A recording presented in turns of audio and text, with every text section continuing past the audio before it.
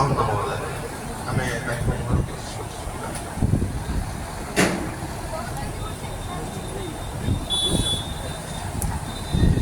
आज स्मृति श्रद्धांजलि अर्पण सभार सभापति मंचासीन अतिथिवृंद एवं आखपाखर ये सभारे सामिल होता अतिथिगण मान मोर भूमिष्ठ प्रणाम।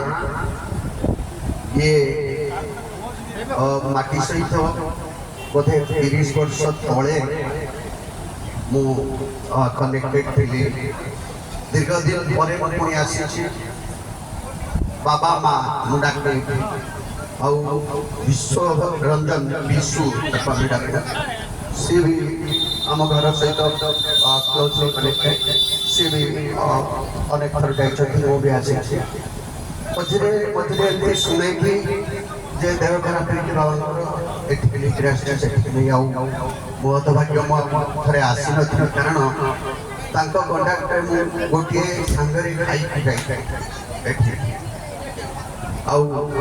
आज एमती गोटे मंच तो निश्चित भाव में कामना करी भगवान जगन्नाथ पाखे आत्मार सद्गति हो एवं से कथा केवे भूली पारे से जो प्रकार मान को से समय दिग्दर्शन देते मु शुणी जो शुणिली अभय ओडिया अध्यापक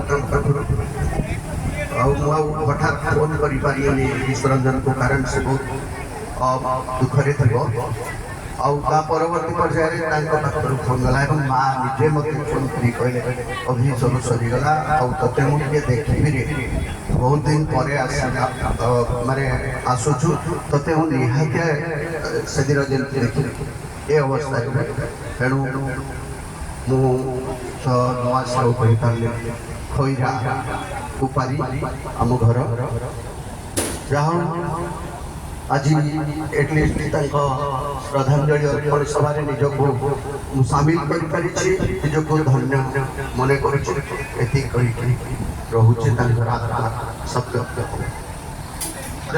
श्मशान आप आज भली दिन में आसिक पहुँचते आठ बड़ कथा कि ना तेज आपण मन हुए आसुव किए से कांचीजमा कांचीजमा कौन कथा अच्छी जहाँ कार्य आरंभ होता शेष हो पारिना एवं से सब सुखर दिन को बोध हुए देखापी मौसा आम गहन विदाय ने से संपर्क में कार्य जड़े आरंभ करते आम अटल बिहारी महाविद्यालय वरिष्ठ प्राध्यापक भाव में अवसर नहीं डॉक्टर बसंत दास महोदय को आम आमंत्रण करवा से बयाधर दास जी सारस्वत दिगटा से देखी जहाँ जी अनुभव कर संपर्क से किसी स्मृति को बखाणे अध्यापक प्राध्यापक डॉक्टर बसंत दास महोदय।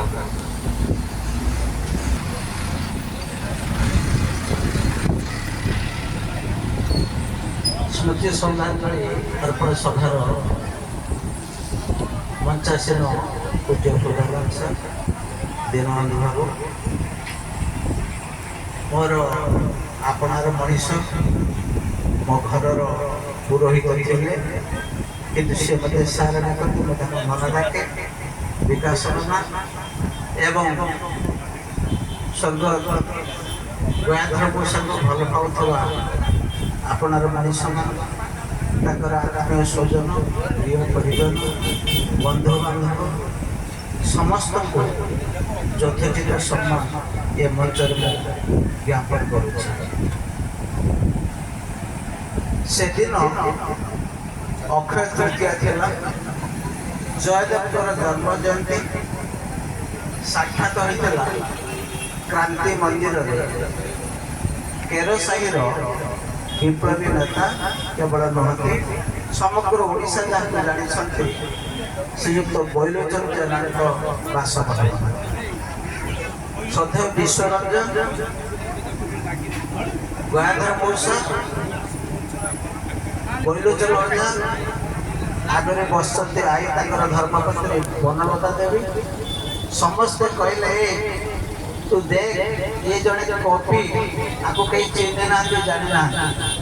ମୁଁ ସେଇଠି କହିଥିଲି ବୈଲୋଚନ ଅଜାଙ୍କର ତ 3 ଖଣ୍ଡ ବହି ରହିଲା, କେହି ତ ତାଙ୍କୁ ଏପର୍ଯ୍ୟନ୍ତ ଜାଣିପାରିଲେନି ସାହିତ୍ୟିକ ଭାବରେ, ଖାଲି କହିଲେ କମ୍ୟୁନିଷ୍ଟ କହି ତାଙ୍କର ଜୀବଦଶା ସରିବାକୁ ବସିଲାଣି।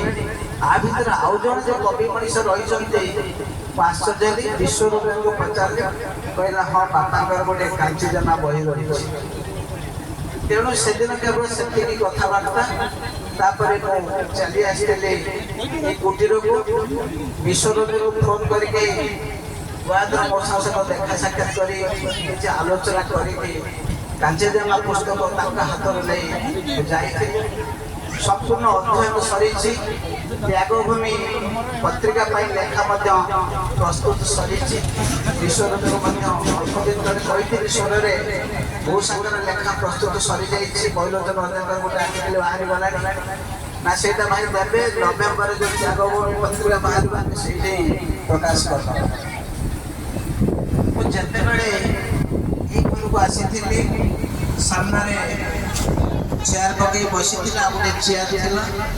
ମାଉସୀ କହିଲେ ବିଶୁ କାହାକୁ ପଠେଇଛନ୍ତି ବହିଟା? ଘର ଭିତରୁ ସେ ବହି ଆଣିଲେ, ସାଥିରେ ସରବତ ଗ୍ଲାସ ଆଣିଲେ। ବହି ଏବଂ ସରବତ ଗ୍ଲାସ ସହିତ ପିଉଠୁ ଅଳ୍ପ ସମୟର କଥାବାର୍ତ୍ତା। କଲିକତାର କେଶୁରାମ କଟନ ମିଲର ସେ ସମୟରେ 10,000 ଶ୍ରମିକ କାମ କରୁଥିଲେ। ଓଡ଼ିଶାରୁ ଆମ ଏଇ ଅଞ୍ଚଳରୁ, ଭେଡ଼ା ଅଞ୍ଚଳରୁ ଓଡ଼ିଶାରୁ ସମୁଦାୟ 8,000 ଶ୍ରମିକ କାମ କରୁଥିଲେ 10,000 ଭିତରୁ। ମୁଁ ଶୁଣି ଆଶ୍ଚର୍ଯ୍ୟ ହେଇଗଲି। କହିଲେ ଏମାନଙ୍କୁ ନେଇକି ଥଇଥାନ କରିବା, ତାକୁ ରଖିବା, ତାଙ୍କ ସୁଖ ଦୁଃଖ ବୁଝିବା, ଭଲ ମନ୍ଦ କଥା ବୁଝିବା ଦାୟିତ୍ୱ ଆମ ନିର୍ଦ୍ଦିଷ୍ଟ କେତେ ଜଣଙ୍କ ଭିତରେ ଥିଲା। ତା ଭିତରୁ ବୈଲୋଚନ ବାବୁ ଥିଲେ, ମୁଁ ଥିଲି, ଆଉ ଜଣେ ଥିଲେ। କିନ୍ତୁ ତାଙ୍କ ନେତୃତ୍ୱ ନେଉଥିଲେ ସ୍ୱର୍ଗତ ଗଣେନ୍ଦ୍ର ମଉସା। କହିଲି ଏତେ 8,000 ଲୋକ କେମିତି ହେଇଛି? ନା ସେମାନେ ଯାଉଥିଲେ ବିଭିନ୍ନ କାମ କରୁଥିଲେ। ସିଫ୍ଟ ୱାଇଜ କାମ ଥିଲା, କିଏ ପ୍ୟାକିଂ କରୁଥିଲା, କିଏ ପାର୍ସଲ କରୁଥିଲା, ଏବଂ ସେଇଠି ସେଇମାନଙ୍କ ଦୁଃଖ ସୁଖ ବୁଝୁ ଆମେ 2-3 ଜଣ ନେତୃତ୍ୱ ନେବା ଆରମ୍ଭ କଲୁ ଏବଂ କମ୍ୟୁନିଷ୍ଟ ଚିନ୍ତାଧାରା ସହିତ ଆମର ପରିଚୟ ବଢ଼ିଲା। ପରେ ପରେ ସେ କେଶୁରାମ କଟନ ମିଲର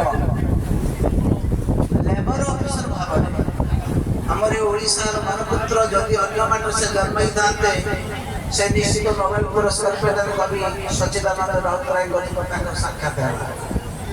କବି ସଚ୍ଚିଦାନନ୍ଦ ରାଉତରାୟ ଯିଏକି ଛୋଟ ମୋର ଗାଁଟିର କବି, ଯୋଉଠିକି କଲିକତାରେ ଗଲା ପରେ କମ୍ୟୁନିଷ୍ଟ ଚିନ୍ତାଧାରା ଦ୍ୱାରା ପ୍ରଭାବିତ ହୋଇ ତାଙ୍କର କାବ୍ୟ ଜୀବନ, କବିତା ଜୀବନ ସବୁ ବଦଳିଗଲା। ବାମବାଦୀ ଚିନ୍ତାଧାରା, ସାମ୍ୟବାଦୀ ଚିନ୍ତାଧାରା ହେଇଗଲା। ଏମାନେ ମଧ୍ୟ ତାଙ୍କ ଦ୍ୱାରା ପ୍ରଭାବିତ ହେଲେ। ସେଥିରେ ଲେବର ଅଫିସର ଏମାନଙ୍କର କଥା, ଶ୍ରମିକମାନଙ୍କର କଥା ଆଙ୍କ ପାଖରୁ ସଂଗ୍ରହ କରିବେ, କେମିତି ଶ୍ରମିକମାନେ ପାଖରେ ରହିବେ, ଗୋଟେ ସୁସ୍ଥ ପରିବେଶ ଭିତରେ ସେ ଥିଲେ। ଏବଂ ସେ କୋଉଠି କିଛି ଦିନ ରହିଲା ପରେ, କିଛି ବର୍ଷ ପରେ କୌଣସି କାରଣରୁ ବୈଲୋଚନ ବାବୁ ଆଉ କଲିକତା ଗଲେ ନାହିଁ, ସେ ରହିଗଲେ ଓଡ଼ିଶାରେ। ତାପରେ ଦ୍ୱିତୀୟରେ ସେ କହିଲେ ଏମିତି ଏକ ସମୟ ଥିଲା ଯୋଉ ସମୟରେ ବାସୁଦେବପୁର ରାଜନୀତିକୁ ଆମେ ହଟଚମଟ କରାଇ ଦେଇଥିଲୁ 2-3 ଜଣ ଲୋକ, ଏବଂ ସେଇ ବର୍ଷ କମ୍ୟୁନିଷ୍ଟ ନିଶ୍ଚୟ ଜିତିଥାନ୍ତା। କୌଣସି କାରଣରୁ କମ୍ୟୁନିଷ୍ଟ ଦଳ ସେ ବର୍ଷ ହାରିଗଲା। ସେଇଟା ହେଉଛି ତାଙ୍କ ମନର ବଡ଼ ଅବସ୍ଥା। ସେ ସିଧାସଳଖ ଭାବରେ କହିଲେ କମ୍ୟୁନିଷ୍ଟ ନିଶ୍ଚିତ ଜିତିଥାନ୍ତା, ଜଗବନ୍ଧୁ ବାବୁ ହାରିଥାନ୍ତେ। ସିଧାସଳଖ ସେ କହିଥିଲେ। କ'ଣ ତା ଭିତରେ କାରସାଦ ହେଇଗଲା, ରାଜନୀତି ହେଇଗଲା, ଆମେ କିଛି ଜାଣିପାରିଲୁ ନାହିଁ। ରାତାରାତି ଆମକୁ ବାସୁଦେବପୁର ବଜାରରୁ ଆମ ଯେଉଁ ଅଫିସ ଘରକୁ ମଧ୍ୟ ଲୋକକୁ ଲଗେଇକି ଉଠେଇ ଦେଇଗଲା। ଆମେ କିଛି ଜାଣିପାରିଲୁ ନା। ଆମେ ଗଲାବେଳକୁ ସବୁ ଅଫିସକୁ ଉଠେଇ ଦେଇଛନ୍ତି। ଆମର ଏମିତି କଲେଜ ପିଲାମାନଙ୍କ ଦ୍ୱାରା କମ୍ୟୁନିଷ୍ଟ ପାର୍ଟିରେ ଏମିତି ପ୍ରଭାବ ପଡ଼ିଥିଲା, ସବୁ ମୌଳିକତା ପ୍ରଭାବ ଥିଲା। କ'ଣ ଭଗବାନଙ୍କର ଇଚ୍ଛା ଥିଲା ଯେ କି ଆମକୁ ଅଫିସ ମଧ୍ୟ ସେଠି କରେଇଦେଲେ। ସ୍ଥାନୀୟ ପୋଲିସ ଲୋକ ଅନ୍ୟମାନେ ମିଶିକି, ସେଥିପାଇଁ ସେ ଭାରି ଭାବପ୍ରବଣ ହୋଇପଡ଼ିଥିଲେ। ଗରମ ହେଇଗଲେ ଥରି ଉଠିଥିଲେ ତାଙ୍କ ଭିତରେ ଏତେ ପ୍ରତିକ୍ରିୟା ଥିଲା ସେ ଚେୟାରରେ ବସି ମୋତେ ଥରି ଉଠିଥିଲେ କହିଲେ ସେଇଟା ହଉଛି ମୋର ଏବଂ ବୈବିଚରଣ ଦୁର୍ଭାଗ୍ୟ ଯେ କି ସେଇଥର ନିଶ୍ଚୟ କଂଗ୍ରେସ ପାର୍ଟି ବୈବିଚରଣ ଜିତିଥିଲା। ତୃତୀୟତଃ ମୁଁ ଯେତେବେଳେ ତାଙ୍କର ସାହିତ୍ୟିକ ଜୀବନୀ ସମ୍ପର୍କରେ ସ୍ୱଳ୍ପ ସମୟ ଭିତରେ ଆଲୋଚନା କଲି ମୁଁ ଆସିକି ଖାଇବା ପୂର୍ବ ଅବସ୍ଥା ମଧ୍ୟ 12ଟା ପାଖାପାଖିରେ କରିଥିଲେ ସେ ଗାଧୋଇ ସାରିଥିଲେ ଖାଇବାକୁ ଯିବେ ସ୍ୱଳ୍ପ ସମୟ ଭିତରେ ସେ କହିଲେ ବର୍ତ୍ତମାନ ଆଲୋଚନା କଲି କହିଲେ ସେଇଠି ଆମେ ଅବସର ସମୟ ଚିତ୍ତ ବିନୋଦନ ପାଇଁ ନାଟକ କରୁ ପାଲା କରୁ ଦାସକାଠିଆ କରୁ ସାହିତ୍ୟ ମଧ୍ୟ କରୁ ଏବଂ କେବଳ ସେତିକି ନା ଓଡ଼ିଆ ସ୍କୁଲ ପ୍ରତିଷ୍ଠା ହେଲା ଓଡ଼ିଆ କଲେଜ ମଧ୍ୟ ସେଠି ହେଇଥିଲା କୃଷ୍ଣଚନ୍ଦ୍ର ଭୂୟାଙ୍କ ଠାରୁ ଆରମ୍ଭ କରି ଅନ୍ୟାନ୍ୟ ଅଧ୍ୟାପକ ବନ୍ଧୁବାନ୍ଧବ ସହିତ ତାଙ୍କର ଘନିଷ୍ଠତା ଦେଲା ଏବଂ ସେଇଠି ସେ କାଞ୍ଚିଜମା ଲେଖିଲେ।